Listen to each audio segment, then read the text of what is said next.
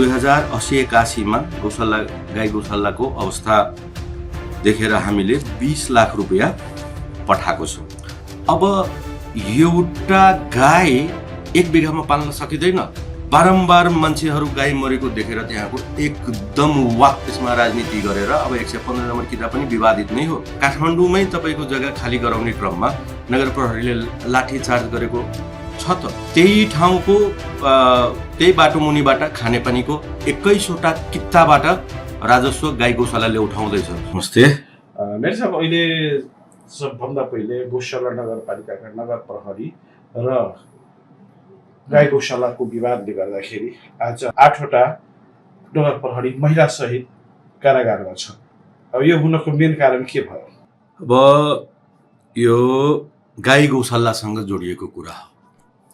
तपाईको 2079 साल 11 महिना 2 गते हामीले कार्यपालिकाबाट पास गरेर यो कागज, यत्रो मोटो कागज भूमि व्यवस्था मन्त्रालयलाई बुझाएको छौँ र त्यसमा के लेखेको छ? विगत 6 महिनामा 58वटा गाई मरिसकेको अवस्था छ। अब सरकारी अफिसमा अब कुनै सरकारको मातहतमा रहेको गाई गौशालाहरू देशभरिमा कतै छ भने एउटा गाई मरे पनि त्यसको मुचुल्का उठाएर रेकर्ड राखिन्छ। 6 महिनामा 58वटा गाई मरेको, त्यसपछि पटक पटक गाई मरेको अवस्था छ। अस्ति पनि विवाद भयो, जनताहरू आक्रोशित भएर गाई गौशाला घेराउ गरेको थियो। अब सरकारको मातहत रहेको गाई गौशालाहरूमा एउटा गाई मर्यो भने पनि मुचुल्का उठाएर अभिलेख राख्नुपर्ने हुन्छ। यहाँ हप्ते पछि गाई मरेको छ, अभिलेख छैन। हामीले माग गर्छौँ, हामीलाई जानकारी गराउँदैन। स्थानीय सरकार सञ्चालन ऐनले के भनेको छ भने तपाईको कृषि पशुपक्षीको संरक्षण गर्ने र त्यो विषयसँग सम्बन्धित काम स्थानीय सरकारले गर्ने हो। तपाईको 2080 12-19 गते भूमि व्यवस्था सहकारी तथा गरिबी निवारण मन्त्रालयबाट गौशाला नगरपालिकाको नाममा एउटा पत्र काटिएको छ कागजात उपलब्ध गराइदिने सम्बन्धमा। श्री गौशाला नगर कार्यपालिकाको कार्यालय महोत्तरी प्रस्तुत विषयमा नेपाल सरकार मन्त्री परिषदको मिति 2067 2 महिना 19 गतेको निर्णय अनुसार राष्ट्रिय सहकारी विकास बोर्डबाट सञ्चालन तथा व्यवस्थापन हुँदै आएको निगौल गाई गौशालाको व्यवस्थापन प्रभावकारी नदेखिएको र उक्त गौशाला रहेको सम्बन्धित स्थानीय तह गौशाला नगरपालिकाले उक्त गौशाला सञ्चालन एवं व्यवस्थापन गर्न रुचि देखाई प्रस्ताव समेत पेश गरेको सम्बन्धमा राष्ट्रिय सहकारी विकास बोर्डको मिति 2079-12-5 को कार्यकारी समितिको बैठकबाट निगौल गाई गौशालाको सम्पूर्ण व्यवस्थापन तथा नगरपालिकालाई हस्तान्तरणका लागि मन्त्रालय समक्ष अनुरोध भई आएको र सो सम्बन्धमा निर्णयको लागि पेश हुँदा नगरपालिकाबाट तपसिल बमोजिमका कागजात माग गरी पुनः पेश गर्ने भनी आएको हुँदा तपसिलका उल्लेखित कागजात यथाशीघ्र उपलब्ध गराइदिनु आदेश अनुसार अनुरोध छ। अब यसमा कुन कुन कागजात भनेको छ नगरपालिकालाई उपलब्ध गराउन? गौशाला सञ्चालन सम्बन्धी त्यहाँ नगर कार्यपालिकाबाट भएको निर्णयको प्रतिलिपि, नगरपालिकाले उपरोक्त गौशाला र त्यहाँको जग्गा के कुन शर्तमा उपयोग वा परिचालन गर्न खोजेको हो सोको अवधि समेत यकिन गर्ने कागजात, नगरपालिकाबाट उक्त गौशालाको ऐतिहासिक र धार्मिक पक्षलाई समेत कायम हुने गरी दीर्घकालीन व्यवस्थापनको स्पष्ट धारणा सहित मन्त्रालय समक्ष प्रस्तुतिकरण गर्ने व्यवस्था मिलाउने। मेरो साहब, जस्तै गाई गौशालाको कुरा गर्दाखेरि तपाईभन्दा पहिलाको मेयर साहबले पनि र रामपुरको क्याम्पस बनाउने, यसलाई गाभ्ने धेरै कुराहरू गर्ने पनि कुरा भएको थियो। अहिले पनि तपाईँले राम्रो बनाउनु पर्छ भन्नुभयो र यो 20 लाख रुपियाँ पनि तपाईँले पठाउनु भएको छ भने हामीलाई जानकारी गराउनु भयो। किन यस्तो भएन? गाई गौशाला आज जन अवस्थामा छ, सबैलाई थाहै छ, तर पनि गाई गौशालासँगको जो टसलले आज नगर प्रहरीको अवस्था किन यस्तो भयो?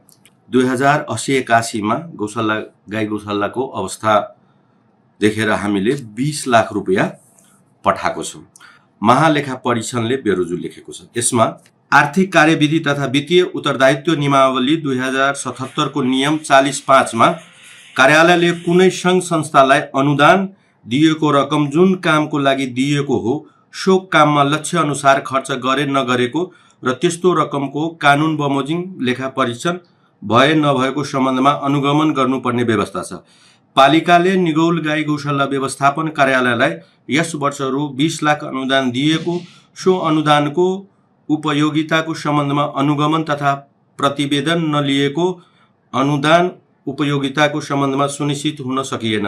अतः पालिकाले उपलब्ध गराएको अनुदान तोकिएको काममा लक्ष्य अनुसार खर्च गरे नगरेको सम्बन्धमा अनुगमन गरी लेखा परीक्षण प्रतिवेदन लिए अनुदान उपयोगिताको सम्बन्धमा सुनिश्चितता हुनुपर्ने देखिएको प्रमाण पेश नगरेको। गाई गौशालाले आजसम्म 1 रुपियाँ पनि नगरपालिकाले दिएको छैन भन्दा तपाईँले 20 लाख रुपियाँ पठाउनु भयो, यो कुरा कसरी जानकारी? यो त सरकारी कागजातमै छ नि त। हामीले हाम्रै माथतको कार्यालयमा 1 लाख 2 लाख अथवा 100 रुपियाँ नै पठाए पनि त्यसको लेखा परीक्षण 20 लाख रुपियाँ पठाउनु भएको छ। यहाँ त त्यो यो लेखा परीक्षणले पेश प्रतिवेदनमै छ नि, यो त वेबसाइटमै छ, नेपाल सरकारको वेबसाइटमा गएर यो पाउनुहुन्छ। लेखा परीक्षणले यो लेखेको कुरा हो। अब हेर्नुहोस्, यो सरकारी कार्यालयले हामीले कुनै संस्थालाई पैसा दिएपछि त्यसको हिसाब किताब हामीले बुझाउनुपर्छ। पटक पटक माग गर्दा नबुझाएको। हामीले गाई गौशालालाई यहाँ 1.5-2 वर्ष भइसक्यो, गाई गौशाला माथतको नाममा रहेको जग्गाहरू कुन कुन किता अतिक्रमण भएको छ, कुन कुन व्यक्तिले अतिक्रमण गरेको छ, त्यो कागज बुझाउँ भन्दा पनि बुझाएको छैन। हामीले 2070 देखि अहिलेसम्मको लेखा परीक्षण अडिट रिपोर्ट बुझाऊ भन्दा त्यो पनि बुझाएको छैन। हामीले मन्त्रालयमा बिजनेस प्लान बनाएर बुझाउनु पर्ने सम्बन्धमा हामीले कमसेकम 3 वर्षको बुझाऊ, त्यो पनि बुझाएको छैन। एउटा सरकारी कार्यालय, त्यत्रो ठुलो सरकारी कार्यालय तपाईको अहिले पनि अब अतिक्रमण 200 बिघामा त 52 बिघा अतिक्रमण नै भइसकेको छ। अब एउटा गाई 1 बिघामा पाल्न सकिँदैन, त्यस्तो व्यथिति छ।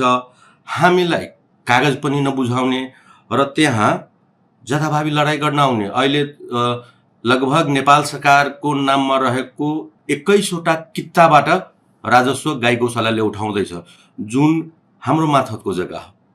तैपनि हामी केही त भनेको छैन। अनि उसले आफ्नो दायित्व पुरा नगर्ने अनि भेट्न आउने। अब कुरा रह्यो नगर प्रहरीको कुरा। तपाईको हेर्नुहोस्, जनता आक्रोशित भयो भने कसले रोक्ने? अस्ति नै जेनजी आन्दोलनमा जनता आक्रोशित भएर सिंहदरबार जलाएको होइन, राष्ट्रपति भवन जलाएको होइन। अब बारम्बार मान्छेहरू गाई मरेको देखेर त्यहाँको एकदम वाक्क भइसकेछ कि के गर्दैछ भनेर। अब अहिले किता नम्बर 82, 83 र 84 को एउटा किताबाट 100 वर्ष पुरानो बाटो छ, जुन तपाईको खोलामा जान्छ र त्यहाँबाट वडा नम्बर 9 तिरको आम नागरिक त्यही बाटो प्रयोग गर्ने 100 वर्षदेखिको। त्यही ठाउँको त्यही बाटो मुनिबाट खानेपानीको पाइप गएको छ, त्यहाँ बिजुली पोल तार छ। संघीय सरकारले प्रधानमन्त्री मार्फतमा रहेको मन्त्रालयले 3 वर्ष अगाडि नै डिजाइन गरेर बाटो भएर नै ढल निकास गर्ने। अब त्यो ठाउँ थोरै जग्गा छ जहाँबाट ढल निकासको काम हुँदै थियो। अब त्यहाँ गएर गाई गौशालाको कर्मचारी कान्ति पाण्डेले त्यहाँ गएर स्काइभेटर रोकिदिएर यो गाई गौशालाको जग्गा हो, हामी काम गर्न दिँदैनौँ। त्यहाँबाट सर्वसाधारणले फोन गर्यो, यसो छ। हाम्रो नगर प्रहरी गएर त्यसलाई त्यो स्काइभेटर जहाँ काम रोकिरहेको थियो त्यहाँबाट सुरक्षित अन्तै छाडिदिएको। तपाईँ त्यो भिडियो सुन्नुहोला। जनताहरू आक्रोशित भएर उसलाई पिट्ने कुरा गर्दै थियो। नगर प्रहरीले उसलाई बचाउन गएको र केही व्यक्तिहरू जसको 115 नम्बर किताबमा घर छ, जसले गाई गौशालाको जग्गा अतिक्रमण गरेको छ, झुठो मुद्दाहरू लगाएर कि नगर प्रहरीले पिट्यो भनेर झुठो मुद्दा लगाइएको छ र नेपालको इतिहासमा नभएको कुराहरू। अन्तै काठमाडौँमै तपाईँको जग्गा खाली गराउने क्रममा नगर प्रहरीले लाठी चार्ज गरेको छ त, धेरै भिडियोहरू छ। अन्त पनि भिडन्त हुन्छ। त्यहाँ त उसले केही गरेको पनि छैन। अनि अब के गरेर त्यसमा राजनीति गरेर अब 115 नम्बर किताब पनि विवादित नै हो। यी व्यक्तिहरूले यो जग्गा त अब नगर प्रहरीकै बलमा हामीले काम गर्दैछौँ। हामीले 4 बिघा भन्दा माथि जग्गा अहिलेसम्म अतिक्रमित जग्गा खाली गराइसकेको छौँ र अहिले हामीले अध्ययन गरेर 30 बिघा जग्गा राखेको छौँ जुन हामीलाई खाली गराउनु पर्ने। अब नगर प्रहरी नै यसरी एरेस्ट गरेर थुनिसकेपछि नगर प्रहरीको मनोबल त घट्छ नि, अनि त्यही भएर त हामीलाई काम गर्न गाह्रो हुन्छ। अब हेर्नुहोस् 3 दिनदेखि अब अहिले खोला छेउबाट 2-3 करोडको गिट्टी बालुवा खनिसकेको छ 2-3 दिनमै। नगर प्रहरी हुँदा त यो सब सम्भव थिएन।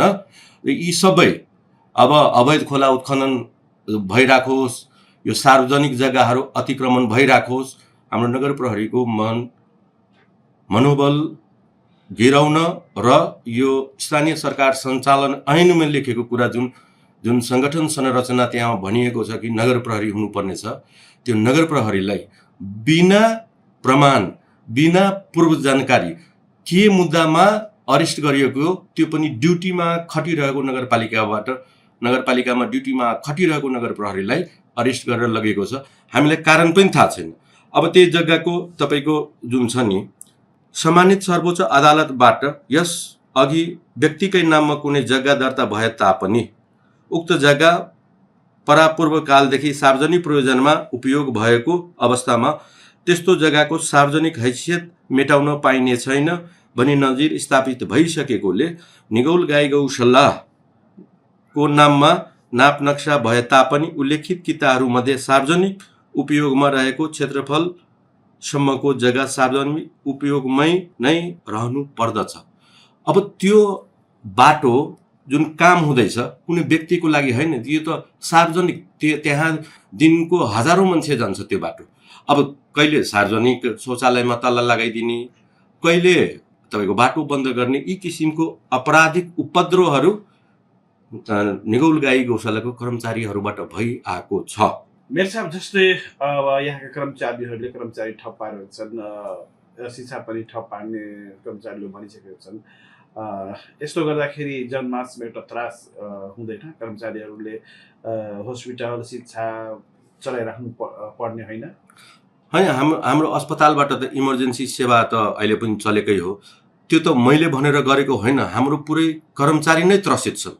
जब नगर प्रहरीलाई यसरी अरेस्ट नगरपालिकाबाट ड्युटीमै अरेस्ट गरेर लगेको छ, भोलि त डाक्टरलाई लैजाला, मास्टरलाई लैजाला, त हाम्रो कर्मचारीहरू त्रसित छन्। त्यति मात्र होइन, यो घटनाले देशभरिकै नगर प्रहरीको प्रश्न उठेको छ। नगर प्रहरीको काम कर्तव्य लेखेको छ नि त, उसले के गर्ने के नगर्ने भनेर। अनि ड्युटी उसले त राज्यले खटाएको ड्युटी गरेको नि। अनि यस्तोमा त गऱ्यो भने हाम्रो पुरा कर्मचारी नै सबै त्रसित छन् कि यो गलत भयो होइन। तर के छ, 24 घण्टा सेवाहरू चलि नै रहेछ होइन। अब भोलि त सार्वजनिक विधा नै हो। यो विषयमा पर्सिलाई हामी सल्लाह गरेर हामी जनतालाई दुःख दिने हाम्रो मनसाय नै होइन, तर जनता म राज्यबाट सुरक्षित छु छैन भन्ने निर्णय गर्ने अधिकार जनताको पनि हो, चाहे शिक्षक होस् या अस्पतालको कर्मचारी होस् कि अन्य कर्मचारी होस्। अब हेर्नुहोस्, अब हाम्रै नगरपालिकामा करोडौँको गाडी छ, यति कागजातहरू छ। अब अहिले कसैले आएर आगजनी गर्यो भने त्यो जिम्मेवारी कसले लिने? अहिले हामीसँग सुरक्षाकर्मी छैन। अहिले पिउनले हेर्दैछ।